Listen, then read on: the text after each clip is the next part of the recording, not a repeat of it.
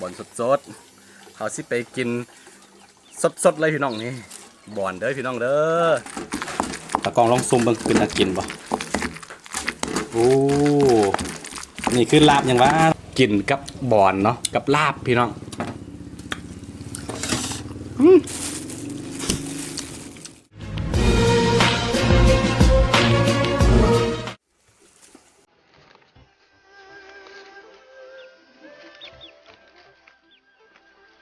สบายดีทุกคนที่กำลังจะสมัครส้มเนาะยินดีต้อนรับเข้าสู่ซองอาคาน้อยเนาะมื้อนี้รู้สึกว่าร้อนแห้งสงสัยคืนนี้ฝนจะตกพี่น้องรู้สึกว่าหิวแห้งแล้วก็ตอนนี้เรากำลังจะก่อห้องน้ำอยู่ตอนนี้พักผ่อนแล้วก็วันว่างๆของเรานี่เราสิมากินบอนสดๆให้ท่านผู้ชมได้เบิ่งกันโอเคเดี๋ยวจะกินจังไดนั้นขอทุกคนติดตามยาวๆไปเนาะนี่คือบอนเด้อทุกคนเด้อบอนแท้ๆเนาะนี่เห็นบ่บอนสดๆเราสิไปกินสดๆเลยพี่น้องนี่บอนเด้อพี่น้องเด้อไปนี่ทุกคนเราจะกลับตัวนี้เนาะสำหรับบอนในนี้เนาะนี่เนาะเราจะกลับตัวนี้ทุกคน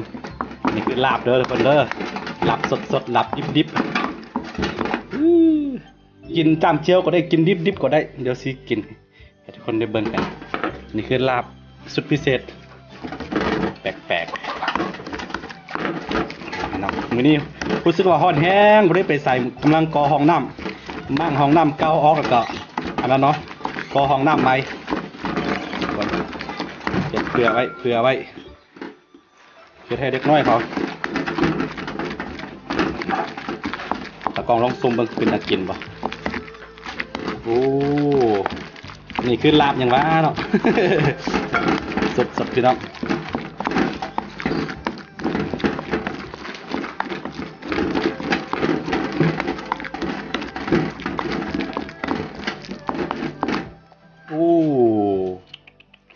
น่ากินเลยทีเดียวนี่ตัวนี้แหละเนาะท่านบ่มีตัวนี้นี่รสชาติของบอนตัวนี้ก็มันก็จะหายไปนิดนึงแต่ว่ากินสดๆก็ได้สินี่ใส่ไปพี่น้องเอ้ย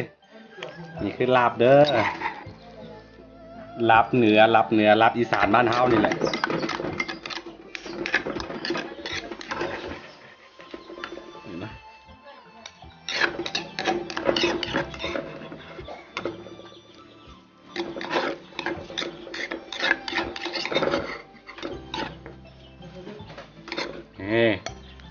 ตัวนี้แต่ว่ามือนี้ครับโบเน้นตัวนี้เนาะซินเน้นใส่บอนโอเคทุกคนเห็นบ่น่ากินเลยทีเดียวอ่ะโลพี่น้องเอ้ยนี่เนาะหน้าตาของตัวนี้ได้มาแล้วเห็นบ่นี่แต่ว่ามือนี้เฮาซื้อมาเสนอนี่เนาะคือว่าต้องโดนเติบแล้วที่เฮาบ่ได้เสนอเมนูบ้านๆเฮาเฮ็ดกินอยู่บ้านเนาะมื้อนี้มื้อแรกเลยหลังจากที่อ้างให้ไปนั้นให้พี่น้อง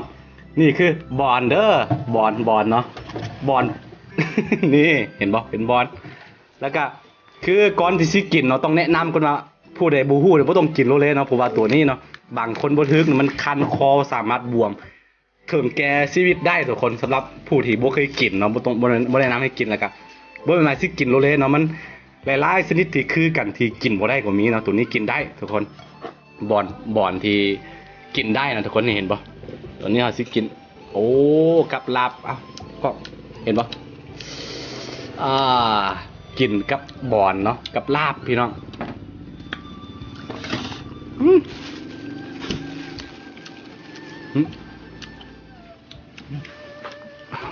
ทำมา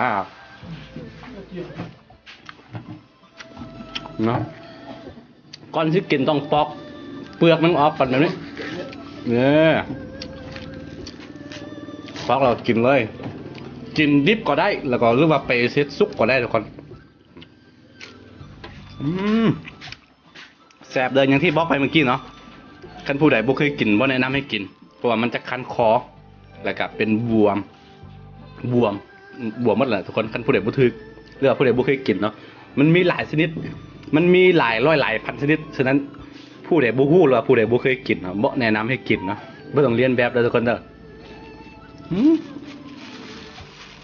นี่คือบอนกินได้กินสดๆเลย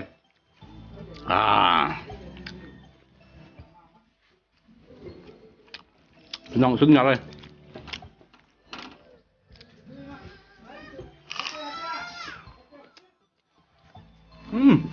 ได้กินไปละไปพี่ไปเอาไว้โอ้พี่ต้องไว้ห่อนแฮงห่อนไปใส่บ่ได้ทรงนี้กับบ่ได้ลงคลิปเลยทุกคนหลายมือเทิบค่างานค่าเวียกเนาะกำลังเป็นกรรมกรรับจ้างก่อสร้าง ห้องน้ำให้น้องซ้ายเขา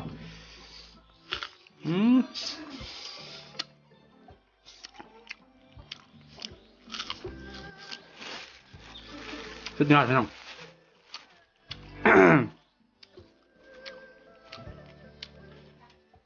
อย่างที่บอกไปเมื่อกี้เนาะเขาสามารถไปกินซุปก็ได้กินดิบก็ได้กินใบมันได้อ้อมาแล้วปัดจะจริงไง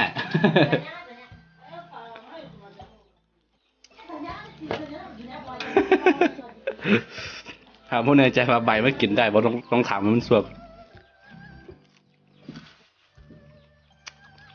เป็นของหู้ไหมสำหรับก้อยคือกันเนาะบูฮู้ว่ามันกินได้นะ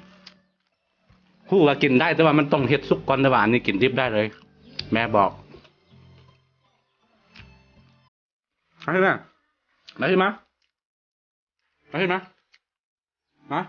า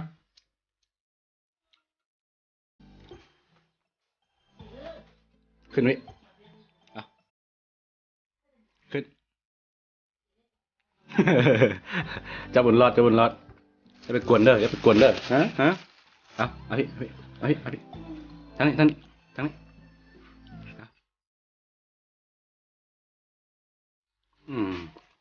มากวนเวลากินข้าวเว้ยไปโผล่หน้าให้ FC ไหมโผล่หน้าขึ้นนี่จะบุญรอดมานำทุกคนสุดพี่น้องเลยกินแบบสดหรือว่าจำเจียวมันยังก็ได้นะสำหรับตัวนี้นะ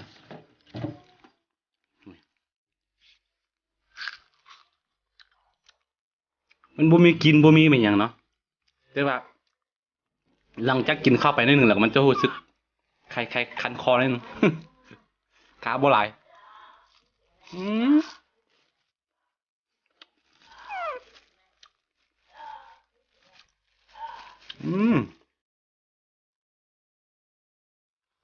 ไปขึ้นไป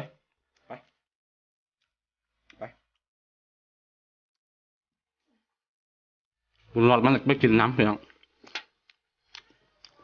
โอ้สุดพี่น้องเลยว่าได้นางกินข้าวกินน้ำแบบนี่เราก็ถ่ายคลิปไป SFC โดนแล้วเนาะส่วนเราก็จะเข้าปลาอย่างเดียวนี่คือวันว่างๆของเขาแล้วก็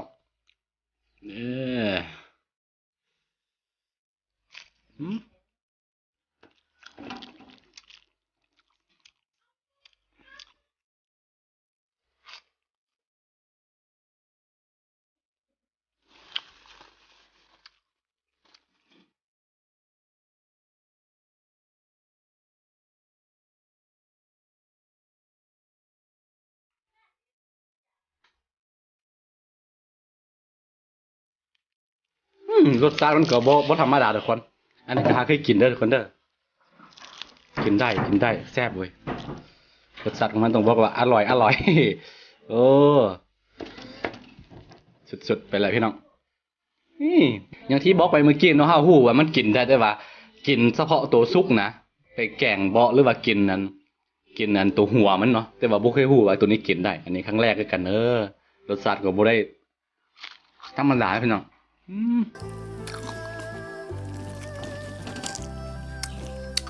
บ้านไผมีไปซอกกินได้บ่แม่นบอลตัวนี้ตัวกินได้มันจะแบบลื่นๆนิดนึงมันมี2ชนิดคือกันเป๊ะเลยเนาะ 99% คันผู้ใดบ่ฮู้เนี่ยแยกบ่ออกแต่ว่าตัวนี้มันจะลื่นๆนิดนึงตัวนั้นมันจะแบบจะซ่าๆนิดนึงทุกคนตัวกินบ่ได้เนาะตัวกินได้มันจะมึนๆลื่นๆนะเกลี้ยงๆอ่ะ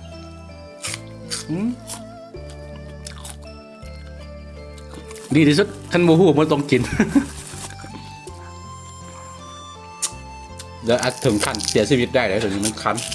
ไม่กวนต้องกวน จะบุญรอดมากวนอยู่เฮ้ย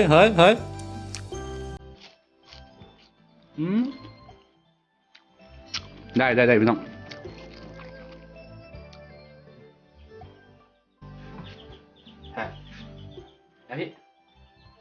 พี่มา